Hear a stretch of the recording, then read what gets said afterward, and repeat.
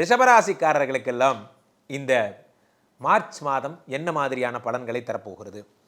ரிஷபராசிக்காரர்களை பொறுத்த வரைக்குமே நீங்கள் வாங்கிட்டு வந்த வரம்னு சொல்லலாம். ஏன்னா இந்த 11ஆம் வீடு அப்படிங்கிறது உபஜயஸ்தானம்னு பேர். 10லே ஒரு பாவி இருந்தால் அரசனை போல் யோகம் உண்டு. அதாவது ஒரு மனுஷனுக்கு நல்லது நடக்கலாம், ஆனால் இவ்வளோலாம் நல்லது நடக்கக்கூடாது. உங்களுக்குலாம் பார்த்தீங்கன்னா எவ்வளோ நல்லதுங்கிறது அது அவ்வளோ நல்லது. இப்போ 12 கூடியவன் வக்ரமாகி 2ஆம் இடத்துல இருந்து தனத்தை அப்படியே கொட்டுறான், கூரையை வச்சுட்டு கொட்டுவான் சார். இந்த ரிஷபராசிக்காரர்களுக்கு இந்த மார்ச் மாதம் நிறைய பேர் கமெண்ட்ஸில் வந்து என்ன திட்டுறீங்கன்னா, எதுக்கு வந்து இவ்வளோ தூரம் நீங்கள் சொல்கிறீங்க, ஆனால் நீங்கள் சொல்கிறது எல்லாம் பார்த்தீங்கன்னா மனசுக்கு சந்தோஷமாக இருக்குது, ஆனால் வந்து நடக்குமான்னு தெரியல. ஏன் தெரியல? நல்லா புரிஞ்சிங்க. ஒன்றே ஒன்று புரிஞ்சிங்க, நீங்கள் எதை நினைக்கிறீர்களோ, எதையெல்லாம் பார்க்கிறீர்களோ அதெல்லாம் உங்கள் நினைவாகிறது. எதையெல்லாம் நினைக்கிறீர்களோ அதெல்லாம் உங்கள் சொல்லாகிறது. எதெல்லாம் சொல்கிறீர்களோ அது உங்கள் செயலாகிறது. என்னை வச்சு நான் சொல்கிறேன் சார். நான் ஏன் மற்றவங்களை சொல்லணும்? நான் என்றைக்குமே நான் தோற்று போயிட்டேன்னு நினைக்கவே மாட்டேன். நீங்கள் எண்டு தோற்று போயிட்டேன்னு நினச்சிக்கிட்டீங்களோ அன்றைக்கி தான் நீங்கள் தோற்று போவீங்க. தோற்று போயிட்டேன்னு நினைக்கக்கூடாது.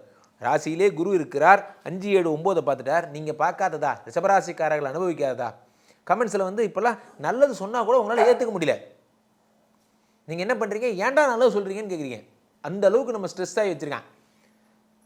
திறந்தா யூடியூப்பை திறந்தா ஒரே அமானுஷ கமெண்ட்டாக இருக்குது, ஒரே இளவு கொட்டின கமெண்ட்டாக இருக்கு. ஏன்டா அப்படி ஆகிட்டீங்க நீங்களாம்? உங்களுக்கு என்ன ப்ராப்ளம்? இந்த மாதிரி உங்களெல்லாம் சமாதானப்படுத்தி ஜாலி பண்ணுறதுக்குன்னே நான் கஷ்டப்படுறேன். ஒரு சர்க்கஸ் விளையாட்டிலே ஒரு யானையை போல் ஆகிவிட்டேன். உங்கள் முன்னாடி பந்து விளையாடி காமிச்சு உங்களை சிரிக்க வைக்கிறேன். ஆனால் நான் என்ன செய்வது? நீங்கள் யாரும் சிரிக்க தயாராக இல்லை. நல்லா புரிஞ்சிங்க, ஜோதிடம் இஸ் நத்திங் பட் நடப்பது நடக்கத்தான் செய்யும். இது நீங்கள் தெரிஞ்சுக்கிறது ஒரே ஒரு விஷயந்தான். இந்த மாதம் ஏதாவது பெரிய இன்வெஸ்ட்மெண்ட்ஸ் பண்ண போகிறீங்க, பெரிய ப்ராப்ளம் ஏதாவது இருக்குது, மென்டலி டிஸ்டர்ப்டாக இருக்கீங்க, அதாவது இப்போ டைவர்ஸ் ஆக போகுது, கையெழுத்து போடலாமா வேணாமா, இது போன்ற மிகப்பெரிய விஷயங்கள் நடக்கும்போது மட்டும் நீங்கள் ஜோதிடர் சொல்கிறது சீரியஸாக எடுத்துங்க. அப்போ உங்களுடைய முயற்சிகளில் வெற்றி அது வேணால் பார்க்கலாம். அது நடந்தால் போதாதா? அது நடந்தால் போதாதான்னு கேட்குறேன் சார். ஒரு காரியத்தை தொடங்குறீங்க, அந்த காரியத்தை தொடங்கும் போது அந்த காரியத்தில் ஜெயம் கிடைச்சா பெரிய விஷயம். என்னை பொறுத்த வரைக்கும் ஒரே சிம்பிளான விஷயம். உங்கள் ஒய்ஃப் உங்கள்கிட்ட ஏதோ ஒரு டாஸ்க் கொடுக்குறாங்க, ஒரு உருளைக்கிழங்கு கொடுத்து நறுக்கி தர சொல்கிறாங்கன்னு வச்சுங்க. அந்த நேரம் அந்த டாஸ்க்கை வின் பண்ணுறது கூட ஒரு சாமர்த்தியம் தான் சார். நிறைய பேருக்கு அது கூட வின் பண்ண தெரியாது.